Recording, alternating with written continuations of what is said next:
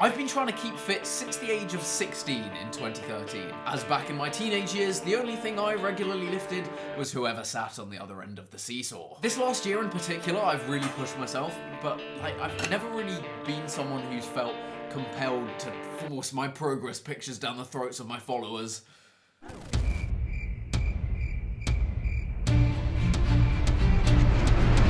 That's just not true. I've thought long and hard about whether to make this video because I don't want it to come across in the wrong way. I thought I'd show some of my friends my before and after photos from this last year to see what they thought about it. Honestly, Chris, mate, it is so sick what you've achieved. Well done, pal. I remember when my abs looked like that. Then I turned 9. What are you doing? Huh, Chris? Transforming myself? Transforming. What are you transforming? Why don't you transform your content? Here, try this. Right now, don't bleep my swear words. You game? Let's try it now. I'm a big fan, I've got to say, of the way you've swapped the picture behind you so it looks like it's a different period of time and that you haven't just breathed in. You know, I'm actually really proud of you, Chris. You've put in a lot of work in the gym and you've come really far, but it's a shame there's nothing you can do about this Halo 2 ghost nose. Oh, my name's Chris MD and I can gain money, muscle and subscribers. Pathetic. Congratulations, you've got some abs now. You're still 5'2" though. You can't go gym for that. Mixed feedback. What made up my mind was thinking if when I first started trying to work on my body, back when the only thing I consistently worked out was whether I could count a chocolate orange as one of my 5 a day, it would have helped me massively. Today I want to show you what I've done this last year and share with anyone who's trying to work on their body and get in better shape everything I've learned so far. So first off, this was me back in 2013. I've never been fat, but I've always had that sprinkling of, as your mother tells you, puppy fat. But at some point it stops being puppy fat and you become just fat. Can we just talk about that tan, by the way? Who allowed that to go outside? With Instagram and the Love Island stuff these days, you know, that sort of image, there's just far too much pressure on your body. You should be happy whatever you look like. There's more to life than looking at yourself in the mirror 9 times a day. But if you are someone who's trying to improve your body after you've taken that into account, this should hopefully help.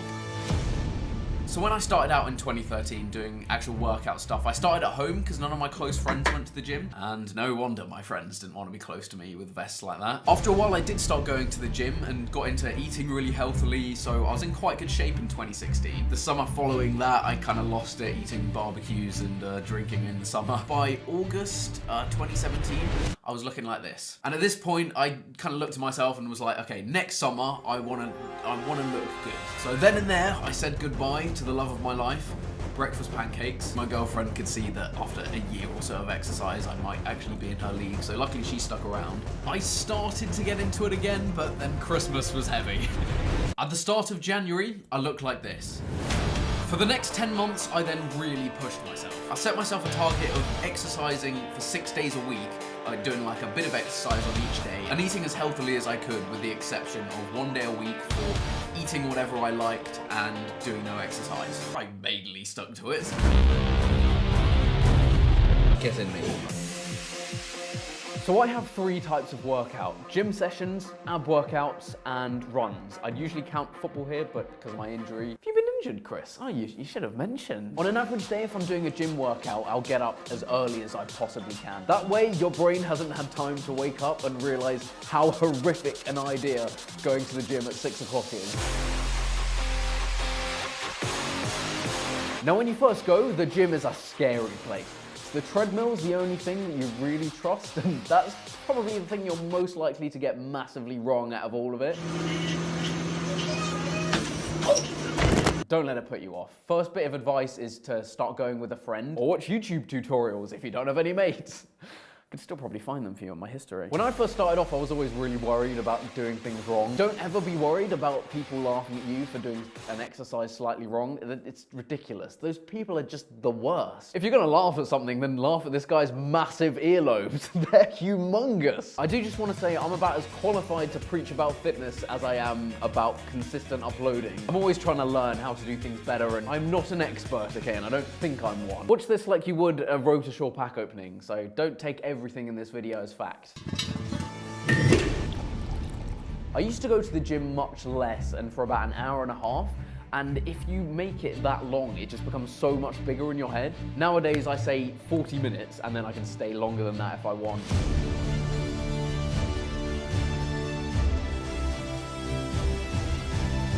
And just like Mesut Ozil playing at home, I turn up so much more often. On each exercise I do, I'll do 3 sets. There's so much rubbish out there from health sites and gym sites and stuff. So for all the stuff I do know about, I'll put all the relevant links in the description below for you to check out for yourselves. Something I found out recently, that if you push yourself to failure on each exercise, it increases muscle hypertrophy, a term for the growth of the size of muscle cells, compared to stopping when, you know, you could do more reps. One more. But you've got to do it safely, okay? It's a fine line. Which brings me on to my next point. Do bench press with a friend, always. Pushing yourself to failure on this is, of course, the most efficient way of building muscle.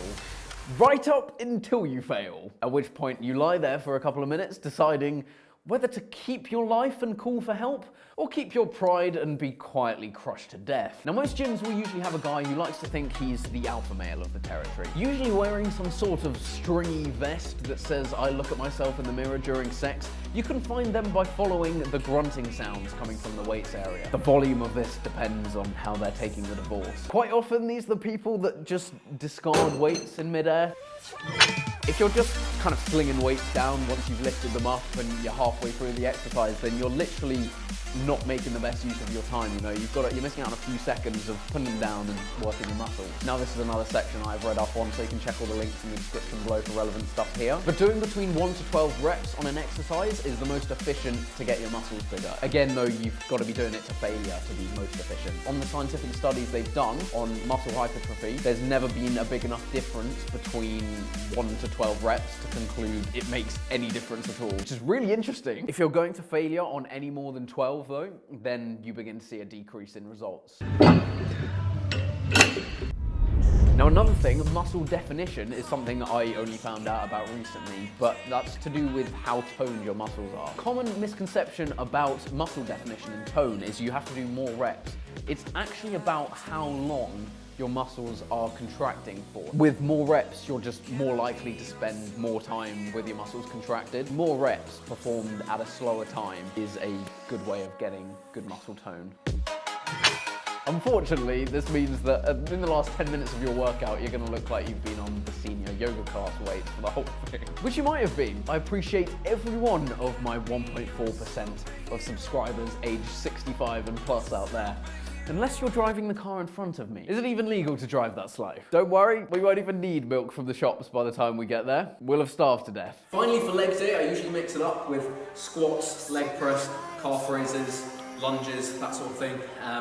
I would show you them today, but because of my ankle, I can't do any of them at the moment. Or I'm pretending I actually do leg day. You decide. Now, abs are like YouTubers. You can get about 15 minutes of work out of them each day before they've had enough. I'd actually been following like a timed ab workout on YouTube since 2013. Yeah, probably when I first started, so 4 years. So you get like the 40 reps of a certain exercise, and then you get 15 seconds rest time, and it's like got different segments. Recovery. They started adding mid-rolls into the timed workout. I know that's a little hypocritical, but you started having to halt your workout and sit through the same Grammarly ad, just like they see a YouTuber and assume you'd fail a year 3 spelling test.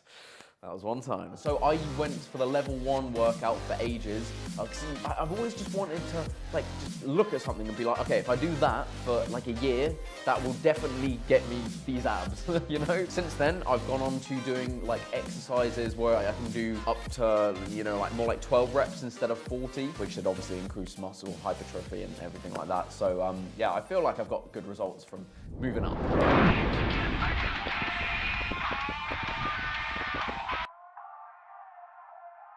I'm incredibly lucky when it comes to where I live. Jersey has these like amazing coast paths to just go on runs on. And that is just great for clearing your mind, sort of forgetting any worries. At the end of the 2 miles, I've pretty much forgotten that we've probably got another year in the Europa League.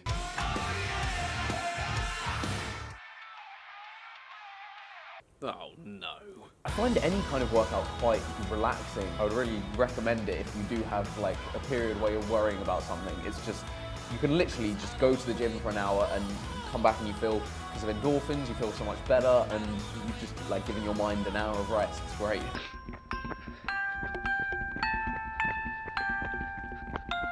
So like gym sessions, what I do with runs is I go for 20 minutes or 2 miles. I use an app called Strava, they're not paying me. I used to go for like 40-minute runs, but they're just less fun than going for 2 20-minute ones. They're just easier to take on. Also, if you do 2 20-minute runs, your heart rate goes up and down twice, so it actually burns more calories than if you just did the 40 all in one go. I also found out recently that running compared to walking burns about 3 times more calories over the same distance.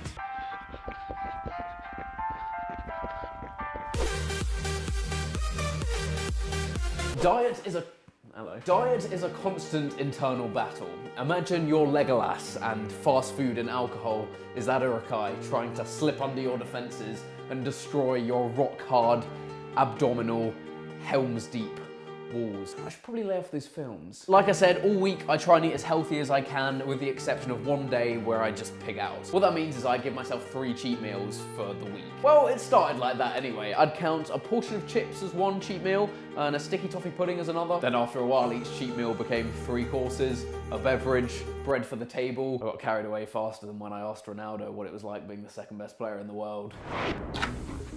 Just being aware of how many calories certain things I eat have in them makes a huge difference alone. For example, as a teenager, I always used to try and start off my day right with a bowl of Shreddies and some milk in the morning, followed by brushing my teeth, 10 minutes in the shower, another 10 minutes if I wanted to, doesn't matter what else I did. A helping of porridge has about 300 less calories than a helping of Shreddies, and like, I actually prefer porridge, so I was quite annoyed the day that I found that out. I've always liked sausages and chicken about the same, but sausages have generally like 3 or 4 times as many calories in. You just don't know unless you've looked it up, so that's half of it. Now, protein. You should have about 0.8 grams of protein for every kilogram of body weight you have. You should have a bit more if you're like actually doing exercise and trying to put on muscle, but I always have a protein shake when I finish the gym at the end of a workout. Unless it's directly before a meal, otherwise it's pointless. You might as well just have chicken. I guess maybe like half the time I have a protein shake. What? It's the weekend. Now, in terms of dinner, eating a helping out of a bowl is a great idea as opposed to a plate. I used to always have dinner out of a plate and like you just end up subconsciously taking helpings that are just way too big for you. Plus, if you finish that helping, it's like, okay, you want seconds? You're gonna have to get through at least 1 doorway to go get it, fatty. Now, you hear a lot of people these days telling you to avoid processed foods. Food companies tend to stick like things that make it taste nicer, but that tends to add unnecessary calories compared to if you cook it yourself. The problem is people generalize that term. Just because something's processed doesn't mean it's bad for you. Head over to our good friends on Facebook and they'll tell you to avoid them like, I don't know, they would vaccines. Now, it's a sad day when you find out how many calories alcohol has in it. I'm not actually going to tell you today, I don't want to be that guy. But yeah, it's not great calorie-wise, obviously, in addition to its other fun side effects. What's that one? Oh yeah, liver disease. Spirits are generally much better than beer. I'm not sure that is. Calorie-wise anyway, and it's a good excuse when you're asked why you're drinking a delicious cocktail instead of a Foster's. Well, that's what a friend told me anyway. I generally go for JD's and Diet Coke, and while absolutely disgusting, soda water and vodka's even better. So I usually look for foods that are high on the satiety index. Like Morg's mum, they're really good at making you feel like you've had enough of something, but bolognese instead of breathing. Lastly, I have tea instead of food to try and fill me up and sort of keep me eating something whilst I'm editing, certainly. I find it's a really good way of keeping full and not snacking, unless you have 6 cups of tea a day, which I used to. Nowadays I have 4 though, I have to limit myself. 7 sugars in each. So that's my lifestyle and what I've been doing for the last year. Now you know that, and now we're past the 10-minute mark, it's probably time to show you my progress pictures. So this is 4 months in from January, doing well. My photography skills have gone the other way though. Background made up nicely by 3 public urinals. Another month on from that, we filmed the Van Persie header challenge in the summer. I remember checking the footage and being like, there's a few angles which might get some Tumblr edits here. It was a nice ego boost going through the comments on this one, I can tell you. Seriously though, what is your ab workout? Now you know! Right, 30th of June, this was in the Lake District, the old, oh sorry, I didn't see you taking a photo there. This was one of the best days of my life. I remember, sorry, this is just turning into a diary, but this is me eating a scone in front of France, Argentina, you know, the 4-3. Another month on from that, the World Cup was over. I'd been to Russia and back. Things here would have been very different with the amount of dark fruits consumed if England had been in the final. Then we recorded the video a month later with Ollie getting buried alive. I'd never looked anywhere near like this in my life, so yeah, I was very happy. Now finally, these are the last photos I took before Christmas, so 10 months on, a year and 3 months after I took this one in 2017. Yeah, I was just so proud of how I looked. Like, just look at me. I'm like, oh, look at those abs. There's a video in there somewhere, surely. Oh, that's hot. That's hot. I've still got a lot of areas I want to improve, legs particularly, because I haven't been able to train them for like the last year because of my injury. I'm surprised my head could fit in that ring, to be honest. That was before Christmas, and you know, things always go downhill then. And then because I had my ankle injury, I haven't been able to exercise really. But this was last week, so I've kind of limited the damage relatively okay. But yeah, I hope you can take something away from this, whoever you are. I'm gonna spend the next year with a little bit more emphasis on working on my mental health, because that is more important than any of this and looking in the mirror. None of this means anything compared to if you're happy up here. Anyway, I hope you've enjoyed this insight into my life. Please subscribe if you are new around here. I would massively appreciate it. Thank you so much for watching, and I shall see you later.